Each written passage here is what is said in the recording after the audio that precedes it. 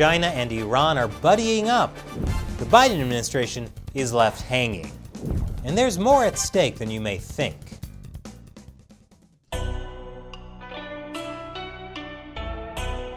Welcome to China Uncensored. I'm Chris Chappell. Before we begin, the reason this show is possible is thanks to the support from viewers like you. YouTube would have run us out of business with all the demonetization and shadow banning. So for as little as $1 per episode on the crowdfunding website Patreon, you can help us continue to uncensor China. The Chinese Communist Party is actively making the world a more dangerous place. One of the ways is by dethroning the US as the global superpower. And to do that, the Communist Party supports authoritarian regimes around the world. The latest example, Iran. China just signed a 25-year deal with Iran worth potentially $400 billion. That money will go into a variety of Iranian projects. The usual Belt and Road stuff. Ports, oil, gas. Oh, and did I mention nuclear power? Wasn't there something about Iran and nuclear power that the world was concerned with? U.S. intelligence agencies have long suspected Iran of using its civilian nuclear program as a cover for clandestine weapons development. Basically, they're trying to make nuclear weapons. And the fun doesn't stop at nuclear technology. Iran and China will also deepen their defense cooperation, as China will transfer some military technology. Fantastic. Israel is particularly concerned about that. So what does China get out of this? Global power and influence. Oh, and oil.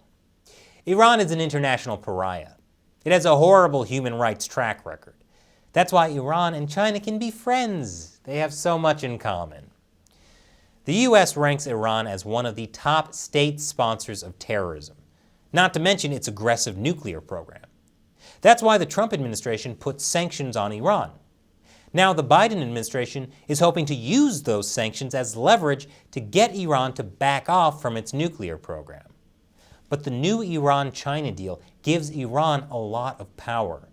It doesn't have to come back to the negotiating table with the U.S. if it can increase trade with China instead. In fact, already the China-Iran deal has forced the Biden administration to go a little softer on Iran. Soon after that deal was penned, Biden came to Iran with a new proposal that included more sanctions relief. Iran desperately needs sanctions relief to prop up its economy. But now it's also looking at selling more stuff to China instead of to Europe or other countries that would follow U.S. sanctions. China imports about 70% of its oil, and now more of that oil will come from Iran. In exchange for the deal, China would receive a regular and heavily discounted supply of Iranian oil.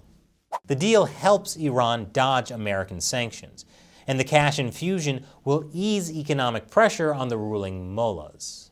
So more money for the Iranian regime and for Iranian-backed terrorist groups like Hezbollah. There's another part of the deal that potentially weakens the U.S. China and Iran want to create a joint bank. It's unclear how or even if this bank would work. But it's part of a bigger push by Iran, China, and Russia to break the U.S. dollar's hold on global trade and finance. Nearly all of the 71 countries that are part of China's Belt and Road Initiative have deals with China that involve U.S. dollars. And the power of the U.S. dollar is precisely why U.S. sanctions work to rein in regimes like Iran and North Korea, as well as specific Chinese officials who have been crushing democracy in Hong Kong. So for all those reasons, China and Iran teaming up is not good for the U.S. or the free world. And there's an even bigger problem. America's enemies are working together to undermine what Biden calls the rules-based international order. As the Wall Street Journal says, think Iran and Russia in Syria, or China and Russia evading United Nations sanctions to aid North Korea, or China and Russia working through Cuba to prop up Venezuela's regime. Of course, the deal is controversial even inside Iran.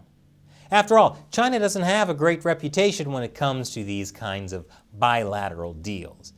They often end up with the other party getting stuck in a debt trap. very little about the deal has been made public, and there's a push for more details.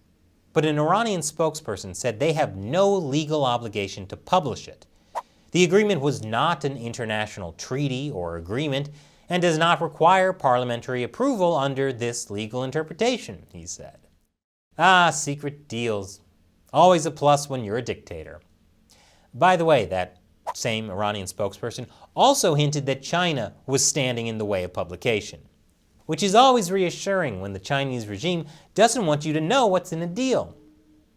And now it's time for me to answer a question from a member of the China Uncensored 50-Cent Army, fans who support the show on Patreon. Logan asks, I've been listening to a podcast with a lot of Korean War history. When China invades Taiwan, do you think Xi, like Mao, will be able/willing to throw his troops into the meat grinder like that conflict? Great question. So one of the reasons the Chinese Communist Party is trying to undermine the United States with things like this Iran deal is so when the Chinese regime invades Taiwan, the U.S. will have less power to stop it, like by sanctioning China. And if the Communist Party successfully conquers Taiwan, China becomes a superpower. The world as we know it will change forever. And everyone knows that, including the U.S. and Taiwan. So they'll probably put up a good fight. At least I hope so. Unfortunately, the CCP will be more than willing to sacrifice as many Chinese soldiers as it needs to. It might not quite be like the human wave attacks in the Korean War, but in the Communist Party's view, Chinese soldiers are expendable. Unlike in America, where the wholesale slaughter of your troops could hurt your chances of re-election. But that's the advantage to being an authoritarian leader of a country where you control the media. The public doesn't have to be bothered with reports of casualties. In fact, the war could be pretty good for getting the public to ignore any internal problems and focus on coming together to defeat the enemy. Thanks for your question, Logan. And if you'd like me to answer your question, join the China Uncensored 50-Cent Army for as little as $1 per episode. Visit patreon.com/China Uncensored to learn more. Once again, I'm Chris Chappell. See you next time.